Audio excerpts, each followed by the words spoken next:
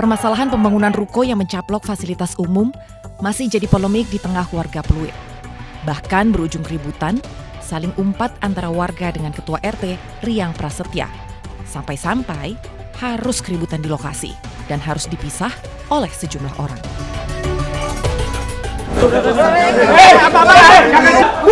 Saya RP Bapak nanti ya. Sabar ya, Pak. Jangan Pak. Ngomong sopan. Iya, Pak. Sama-sama sopan. Iya. Jangan Bapak bicara apa tadi? Udah jangan Pak. Saya lapor ke Bapak polisi nanti ya. Mari Pak.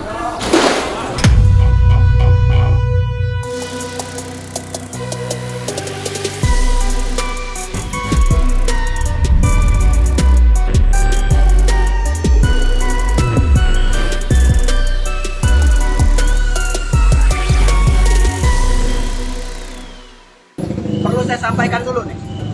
Bila kita memiliki satu bidang tanah dengan sertifikat, lalu kita membangun tanpa izin IMB, namanya bangunan tanpa izin.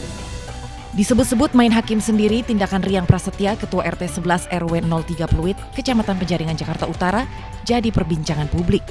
Persoalannya karena ia membongkar sejumlah bangunan ruko yang memakan badan jalan. Para pemilik ruko jelas protes dan marah besar karena perbuatan Riang dianggap merugikan mereka yang punya usaha di sana.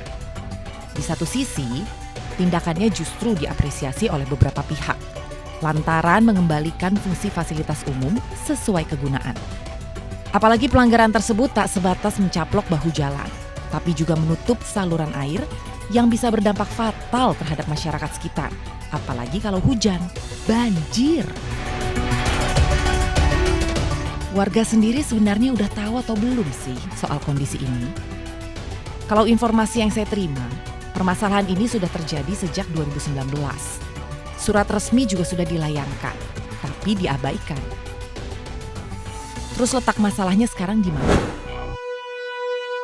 Beberapa waktu lalu tuh sempat viral ya Pak Riang kan, sempat viral katanya ini yang punya ruko ini merasa terganggu usaha segala macamnya. Tapi memang kalau waktu kita baca dan aku baca pun gitu adalah ada memang undang-undangnya kan. Ini adalah milik negara misalnya, terus ini batasnya cuma sampai sini gitu.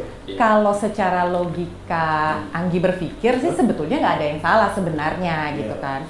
Nah ini apakah sebelumnya sempat dikomunikasikan ke teman-teman warga atau gimana, ceritanya tuh sebenarnya gimana Pak? Ini kan soalnya kan banyak yang versi gitu, banyak versi gitu. Jadi begini Anggi ya.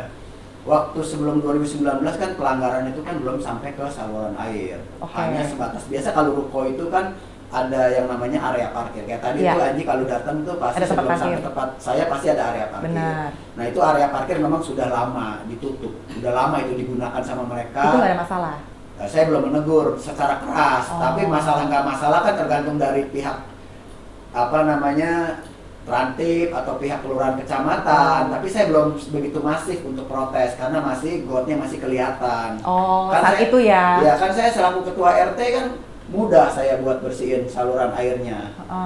Nah tapi sejak ada peralihan itu 2019 mulai ada yang maju tuh tutupin saluran air makan bahu jalan. Nah saya ada dokumentasinya juga. Saya kasih lah itu kan dokumentasi itu bahwa ini ada pelanggaran ke lurah dan ke camat. Tapi kan belum banyak. Nah setelah itu berjalan, ya yang lain ikut-ikutan lah. Dan ikut-ikutan, lama-lama ya depan rukonya juga ikut-ikutan. Kalau misalnya di depan misalnya, dia boleh kok. Boleh, gitu. Apalagi cuma sebelah. Lah ini didiemin, udah 2 bulan udah jadi. Ya, saya juga ikut-ikutan. Nah kalau permasalahan mereka itu bisa serentak sampai sepanjang itu sama, ya itu kan prosesnya kan bukan sehari 2 hari. Ya kan, termasuk juga yang Z8 Selatan itu juga begitu. Bukannya proses 1 hari 2 hari itu. Ini kan karena ada kurangnya pengawasan. Pengawasan oke kurang ya. Tapi kan penindakan pada saat saya laporan kalau misalnya mereka nggak bisa ngawasin, lurah camat anggap aja nggak ada pengawasan. Kan surat saya hadir ke mereka, dokumen saya hadir. Kalau dikatakan kurang pengawasan, oke. Tapi kalau yang namanya ada laporan, berarti kan bisa ditindak. Iya, berarti dalam hal ini yang salah? Ya kalau menurut saya dari pihak kelurahan kecamatan ya kenapa nggak ada penindakan waktu pada saat saya bikin laporan kan begitu. Kan harusnya langsung ditindak dong waktu 1, 2, 3 misalnya kan nggak seperti sekarang ini kan 20 unit semuanya loh. Yang di Z8 Selatan tuh totalnya kan 20 unit ya, tinggal 5 yang belum, berarti 5 22 kurang 5, ada 17 ruko yang sudah nyerobot saluran air dan bahu jalan. Ya silakan dicek di lokasi. Tapi kalau di awal-awal misalnya dia mau melakukan penertiban, nggak akan nyampe tuh 17-17-nya, iya. ini kan logikanya Iya, begitu. iya. Karena ada satu diizinkan, dia boleh gitu kan. Makanya bisa dilihat itu, bangunannya semua rata-rata baru itu, dicek aja. Bahkan masih ada plafonnya, catnya aja masih kelihatan baru kan semuanya. Dicek aja satu persatu itu bangunannya. Apalagi yang 2 lantai 13-14 itu belum jadi malahan. Renovasi belum jadi itu. Saya punya dokumennya pada saat mereka mulai membangun pelanggaran itu. Jadi pada waktu ada pelanggaran itu sekali 2 kali surat itu udah dikeluarin nih sama Pak Riang, tapi nggak ada penindakan. Nggak ada penindakan. Terus akhirnya Ya berlanjut terus kan 2020, 2022 saya 3 kali kirim surat. oh berarti selama dari tahun ke tahun tuh selalu tuh? Ada lah, saya kan makanya keluarin dokumennya ke tingkat Pemprov itu dengan data yang lengkap. Ini loh Pak, saya laporan Pak 2019. Ini loh Pak yang 2020. Ini loh Pak 2021. Tapi diabaikan. 2022 saya 3 kali loh Pak. Ada undangan ke pihak kelurahan untuk dipanggil itu mereka yang melanggar. Cuma kan nggak ada yang hadir. Yang hadir cuma saya, RW, sama instansi yang terkait. Sumber daya air, terus Bina Marga, Citata. Itu yang dishub. Oh, karena memang kan itu tadi kan simpang siur ya, yang beberapa kali yang kita dengar kan, oke 2019 nih, tapi kenapa baru 2023 nih marah-marahnya gitu? Jadi 2019 itu laporan didiamin, saya laporan lagi di 2020, surat-suratnya lengkap, saya punya dokumennya. 2021 laporan lagi, cuman kan itu berlalu, nggak ada tindakan gitu kan. Saya belum masif seperti sekarang ini. Begitu udah semua, sampai ada yang bikin 2 lantai, baru saya laporlah ke Pemprov DKI di Januari dan Februari 2023 gitu. Tapi sebelum-sebelumnya saya udah lapor, bahkan ada undangan 3 kali di kelurahan, nggak ada dari warga yang hadir. Ada 1 kali juga undangan di kecamatan, sama juga mereka nggak hadir. Sampai ada 2 periode ganti RW, masih tetap aja begitu. Terus triggernya apa Pak yang sampai marah banget, terus akhirnya kalau yang kita baca kan ambil tindakan sendiri nih, dangdung akhirnya meledak gitu kan, itu triggernya apa? Sekarang begini, saya kan awal-awalnya kan hanya penyampaian secara lisan bahwa ini ada pelanggaran, awal-awal dulu ya. Jadi ini akumulasi sih sebenarnya. Terus saya bikin lagi kan, surat ya kan. Nah, yang membuat saya jadi terpancing juga untuk melakukan lebih keras lagi pada saat setelah perbaikan jalan. Jadi akibat dari perbuatan mereka itu kan bahu jalan kan ditutup, sehingga kalau hujan kan airnya nggak bisa masuk ke saluran air karena kan tertutup oleh bahu jalan yang dicor itu kan. Jalan tuh hancur parah. Nah akhirnya diperbaiki ya atas bantuan swadaya yang kemarin ngomong katanya keluar uang sekian ratus juta, ya kan? Itu silakan. Nah saya juga keluar dana, saya perbaiki tuh Jet 4 Utara dan Jet 8 Selatan dengan bantuan sang donatur itu ya. Tapi giliran di Jet 3 Timur dan di Jet 5 Timur, lah itu kan harus ada tambahan biaya lagi, makanya saya minta warga bantu untuk perbaikan. Terkumpulah 53 juta itu. Nah kalau seandainya 390 tambah 50, berarti kan totalnya sekitar 440-an lebih. Lah saya kasih lihat kwitansinya, itu kontraktor dia, bukan kontraktor saya nggak kenal kontraktornya. Bayar juga langsung ke rekening dia. Nah itu yang buat saya emosi pertama itu ya, mereka nanya kenapanya terlalu itu. Jadi ini menumpuk nih, kekesalan saya yang menumpuk. Merasa tertuduh ya? Merasa tertuduh saya udah melakukan suatu perbaikan untuk lingkungan. Pertama nggak mau dengar, udah saya beresin lingkungannya. Jalan saya perbaiki, bukannya terima kasih saya dituduh curi uang 53 juta hasil dari swadaya warga. Oke, saya masih diemin. Lagi saya bilang lagi, ini saluran air harus dibereskan, dilawan. Akhirnya saya bongkar tuh yang di Jet 3 Timur, Jet 3 Timur dan Jet 5 Timur. Tapi mereka semua bersyukur sejak saya bongkar bahu jalannya, airnya jadi lancar kan. Jadi mereka sekarang kalau nyebrang atau apa, ya nggak banjir. Kalau dulu kan banjir tuh Jet 3 Timur, Jet 5 Timur.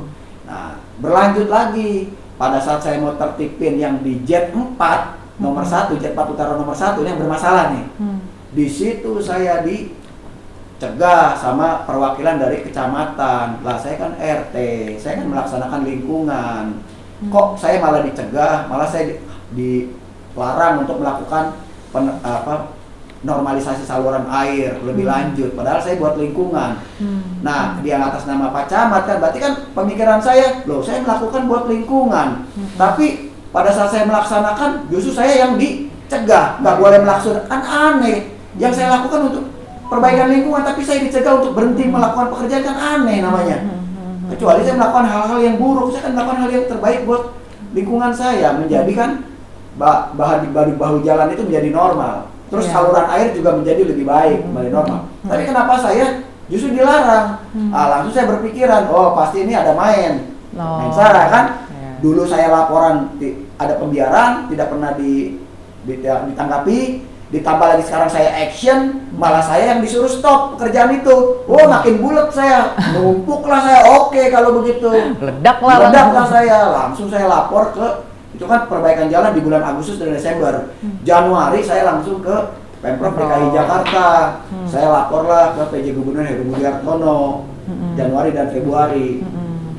Langsung ditindaklanjuti, dibuatlah semacam audiens meskipun lewat Zoom ya 2 kali. Nah, ditanyalah data-datanya mana. Oh, saya bawa data lengkap dari kantor saya. Ini pada tahun sebelum 2019, ini tahun 2019, 2020, 2021, ini surat saya. Pertama, kedua, ketiga, lengkap suratnya.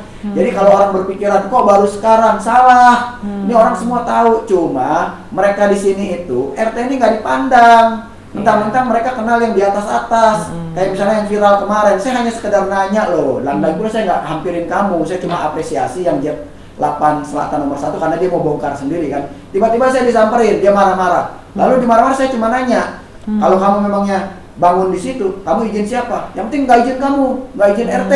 Berarti kan sombong gitu. Tambah lagi ketiga saya tuh, ya kan tambah lagi kekesalan saya untuk ketiga kalinya. Saya tanya lagi ke dia, kalau misalnya demikian, mana sertifikat, mana IMB-nya? Apa urusan kamu nanya-nanya sertifikat IMB? Nah kamu melanggar kok. Kalau kamu melanggar kan saya perlu tahu sertifikat kamu mana, IMB kamu mana. Tapi kan dia bilang, kamu lapor aja. Mau lapor lurah, lapor camat, lapor wali kota, silakan. Wah makin mangkel lagi saya. Itu loh. Jadi emosinya terpancing. Terpancing saya akhirnya. Oh ini orang kayaknya kuat sekali kan gitu, kayak gak ada hukum di dunia ini. Saya juga kan seorang praktisi hukum kan, jadi ya tertantang lah saya. Oh ya udah kalau gitu kita cobalah bermain dulu lah. Saya kejarlah mereka akhirnya. Tapi kan ini sebenarnya yang kalau mau jujur ya, ini kan urusannya ada saluran air dan bahu jalan. Kita dalam kondisi tidak hujan aja, kan kita punya sungai kan 1,5 meter lebih tinggi permukaannya daripada daratan. Kalau di Muara Karang, karena ini dulu Muara, ada 13 kanal di Jakarta yang masuk tuplak ke sini semua ini. Makanya saya kalau hujan saya jarang mau main-main ke dalam Nah, sini. karena di sini kalau hujan pasti banjir. Iya. Susah mobil. Betul, pasti banjir. Nah kalau misalnya kemarin mereka buka got, buktinya nggak banjir. Nggak banjir itu karena pompa kita, rumah pompa kita kerja. Kita ada 8 rumah pompa di sini.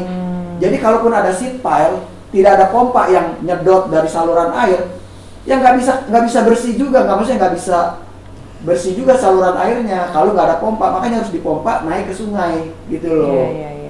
Nah bayangkan dulu waktu tidak ada seat pile, nggak hujan aja kalau ini jebol, masuk tenggelam kita. Belum dari kita ada sungai 2 sama pinggir pantai. Nah pantai itu bisa setahun bisa 2 kali loh. Datang rob, kita nggak undang dia datang sendiri. Banjir di sini bisa. Kalau hujan, waduh pompa 88 harus kerja keras, nggak boleh berhenti itu. Kalau dia berhenti 4 jam aja tergenang ini Muara Karang ini. Ayo kita buktikan hujan gede ya. Jadi di Muara Karang ini mengandalkan itu pompa, makanya hubungannya kepada saluran air. Kalau saluran air itu nggak bersih, otomatis gimana? Air hujan kan nampung semua di tengah jalan. Kalau udah seperti itu apa? Jalannya kan rusak. Jadi awalnya 18 meter sampai 20 meter. Jangan mereka berasumsi, itu kan jalanan, berarti boleh dong kita gunakan. Bagaimana boleh? Sekarang kalau jalanan 20 meter, jalanan adalah jalanan. Punya kamu adalah hak kamu yang di dalam sertifikat. Bangunannya ada yang di dalam IMB. Di luar itu bukan punya kamu. Dari awal saya minta, mana sertifikat, mana IMB. Sampai hari ini saya belum dapat, padahal saya punya datanya. Saya cuma mau cross check aja, gitu. Bukan saya nggak punya data. Nggak mau, saya mau mereka yang kasih saya. Lihat, mana sertifikat kamu, kita ukur. Bagaimana mungkin, logika ya, sertifikat ukurannya umpamanya 100, anggaplah misalnya 190 meter persegi misalnya ya, 190 meter persegi di pinggir ya. Tapi bangunannya sampai 340 misalnya, wajar nggak? Misalnya ya. Atau bangunannya anggaplah 150 meter persegi, tapi bangunannya 220, mungkin nggak? Nggak mungkin dong satu sertifikat dengan luas umpamanya 1 meter persegi, tapi fisik gedungnya diukur, ya kan? Iya. 175. Lalu yang 75 meter itu punya siapa? Itu kan bukan lahan dia. Orang di mana-mana juga kalaupun misalnya punya lahan, biasanya umumnya itu biasa bangunannya lebih kecil daripada lahan. Jumlah Karena luas tanahnya. luas tanah, karena kan harus ada batas-batas yang memang harus kosong kan seperti itu. Ini enggak terbalik. Bangunannya Sertifikatnya. Makanya ngecek sama mereka, ayo dong kita gentle keluarin sertifikat dari IMB kamu, biar kita buka-bukaan. Saya dipancing-pancing buat emosi. Kemarin itu saya sudah salaman. Kalian toto berbondong-bondong serbu saya. Kamu marah-marahin saya, maki-maki saya dengan kata-kata kasar. Saya tahu batas kamu sampai sini. Kamu ada kong kali kong sampai dengan saluran air dan bahu jalan. Dengan siapa? Ayo kita buka-bukaan. Saya nunggu itu loh. Saya nunggu. Tahu saya, bukan saya nggak tahu. IMB kamu tahun 1989 belum ada lagi IMB. Kalau ada IMB yang baru, silakan cek di PTSP. Apakah itu asli? Ayo kita buka-bukaan. Sekali lagi, IMB. Yang kedua, sertifikat. Sertifikat kamu adalah HGB murni. Keluar tahun 2019-2020. Terakhir nomor 1 itu keluar tahun 2022. Tahu saya. Nomornya berapa? Atas nama siapa? Tahu saya. Berapa ukurannya? Tahu saya. Lalu bagaimana mungkin sertifikat ukuran taruhlah 150 meter persegi, sedangkan bangunan kalian 180 bahkan sampai 200 misalnya. Mungkin nggak?